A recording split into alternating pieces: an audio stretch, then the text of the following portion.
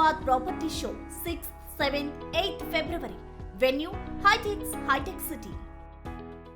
గుండు గారు గుండు విందు నీ పేరు అరవిందు. అసలు దేనికే నువ్వు నిజామాబాద్ ఎన్నికలలో గెలిచి ఆ నిజామాబాద్ వాళ్ళని ఎన్నికలప్పుడు బాధుడు తప్ప నీతోటి నయా పైసా పని లేదు. నీ అరగుండు అర పైసా లేదు నీ పని. ఎందుకంటే రేవంత్ రెడ్డి గారు మాట్లాడితే రేవంత్ రెడ్డి గారు సభ మొదలు పెట్టక ముందే డి శ్రీనివాస్ గారిని స్మరించుకొని సభ మొదలుపెట్టారు. డి శ్రీనివాస్ గారిని కాంగ్రెస్ పార్టీ ఏ స్థాయి నుంచి ఏ స్థాయి నాయకుడు చేసిండు. ఇవాళ నువ్వు వేసుకున్న అంగిలాగా కూడా డి శ్రీనివాస్ గారు మా హయాంలో ఒక పిసిసి అధ్యక్షుడిగా ఒక మంత్రిగా ఉన్నప్పుడే నువ్వు పట్టాలు ఎక్కినవు, రోడ్డు ఎక్కినవు.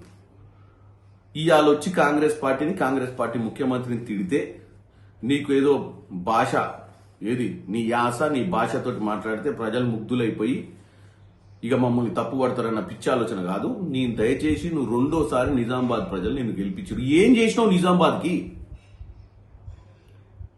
కేసీఆర్ 10 సంవత్సరాలల్లా దోచుకపోతుంటే మిగులు రాష్ట్రాన్ని అప్పుల రాష్ట్రం సిగ్గు శరము ఆ రోజున్న ఈ పౌరుషం లేదా నీకు? ఆ రోజు నరేంద్ర మోడీ దగ్గరనో అమిత్ షా దగ్గరనో పోయి ఆ జేబు సంస్థలను తీసుకొచ్చి ఎంక్వైరీ చేయించేది ఉంటుంది కదా. ఇంత పౌరుషం ఉన్న మొగోలు అయితే అటు నిజామాబాద్ ప్రజల్ని పట్టించుకోలే, ఇటు తెలంగాణ ప్రజల్ని నీళ్లు నిధులు నియామకాల నినాదంతో వచ్చిన తెలంగాణలో నీకున్నటువంటి పాత్ర ఏంది? పోనీ ఆ నీళ్లు నిధులు నియామకాల 1600 మంది బలిదానాలని వచ్చిన తెలంగాణను కాపాడే ప్రయత్నం ఏం చేసినావు? ఇప్పుడు నిధులు తెచ్చే ప్రయత్నం ఏం చేస్తున్నావు?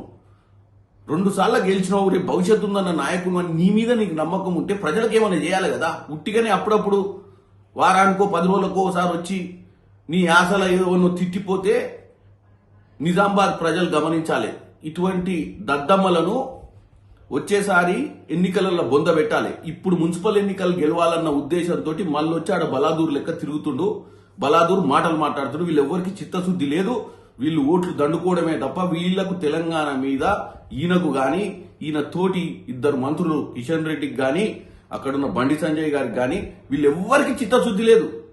వీళ్ళు పారాసైట్స్ మాదిరిగా పరాన్న భోజులు బీఆర్ఎస్ పార్టీ తోటి మంతనాలు చేసి 8 సీట్లు గెలిచిరు తప్ప వీళ్ళు ఈ రోజు మళ్ళా వాళ్లకు తిరిగి ఊడిగం చేయనికే కాంగ్రెస్ పార్టీని ఓడగొట్టడానికి పిచ్చి పిచ్చి మాటలు మాట్లాడుతారు. అరవింద్ ఇప్పటికైనా ఒక కన్స్ట్రక్టివ్ లీడర్ గా ముందుకు పోయి ఈ రాష్ట్రం గురించి నిజామాబాద్ ప్రజల గురించి ఆలోచించు తప్ప నీ భాష యాసతోటి ముఖ్యమంత్రిని తిట్టినంత మాత్రం నువ్వేం హీరో కావు.